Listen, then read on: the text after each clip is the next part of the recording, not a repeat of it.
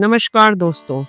भक्ति वह आनंद है जो भक्त को भगवान से अपने आराध्य से जोड़ती है। भक्ति वह परम सुख है जिसमें कोई लेन देन नहीं। भक्त केवल अपने भगवान को हृदय में धारण कर, नेत्रों को मूंद कर अश्रु बहाता है और अपने प्रभु को पाने के लिए तड़पता है और उसी में सुख पाता है। यहाँ मैं आपको भगवान बांके बिहारी जी के एक भक्त की कथा सुनाने जा रही हूँ। आज की कथा है वृंदावन के ठाकुर जी श्री बांके बिहारी जी महाराज के एक अद्भुत चमत्कार की।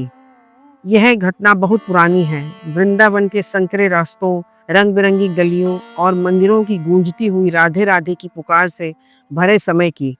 उस दौर में एक वृद्ध भक्त रहते थे। वह जन्म से अंधे थे।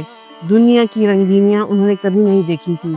सूरज की रोशनी, चांद की चांदनी और फूलों के रंग सब उनके लिए सिर्फ कल्पना थे। लेकिन उनके हृदय में श्री कृष्ण के लिए अटूट प्रेम था। वह अक्सर कहते थे, हे नंदलाल, हे ठाकुर जी, मैंने आपको आंखों से कभी नहीं देखा, पर मेरे दिल की आंखों में आप हर समय बसे हुए हैं।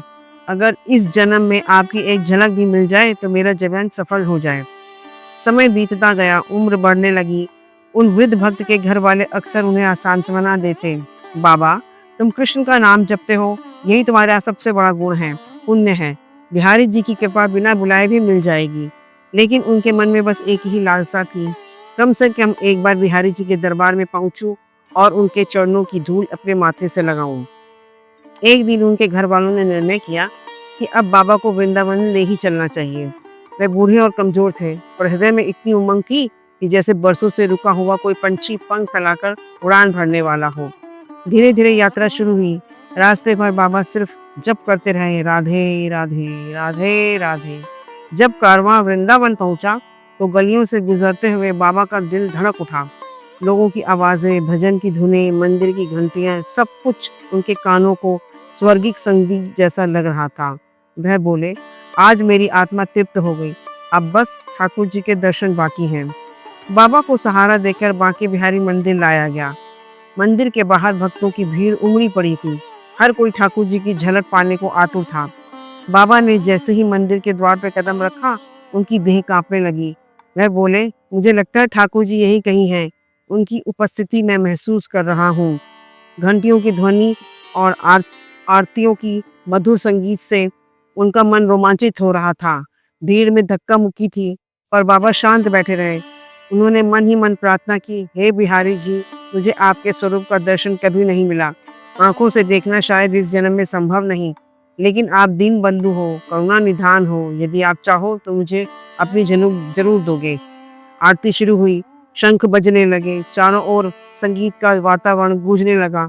भक्ति और आनंद का सागर उमड़ पड़ा और तभी कुछ अद्भुत हुआ।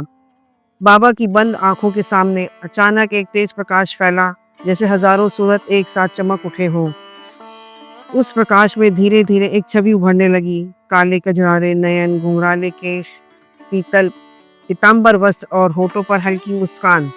वह कोई और नहीं, स्वयं बांके बिहारी जी थे। प्रभु, आपने मुझे दर्शन दे ही दिए, अब मेरी जिंदगी सफल हो गई। भीड़ का तो कुछ समझ नहीं आया। सबने सोचा अब बाबा शायद भक्ति में रो रहे हैं, पर बाबा जानते थे वह किसी कल्पना का खेल नहीं था। बिहारी जी ने सचमुच उन्हें अपनी झलक दी थी। कुछ पल प्रकाश धीरे विलीन हो गया। बाबा की आंखें फिर से अंधकार में लौट आईं, लेकिन अब उन्हें कोई दुख नहीं था। वह बार बार कह रहे थे, अब मुझे कुछ और नहीं चाहिए। बिहारी जी ने मुझे देखा और मैंने उन्हें देखा, यही मेरे जीवन का सबसे बड़ा चमत्कार है।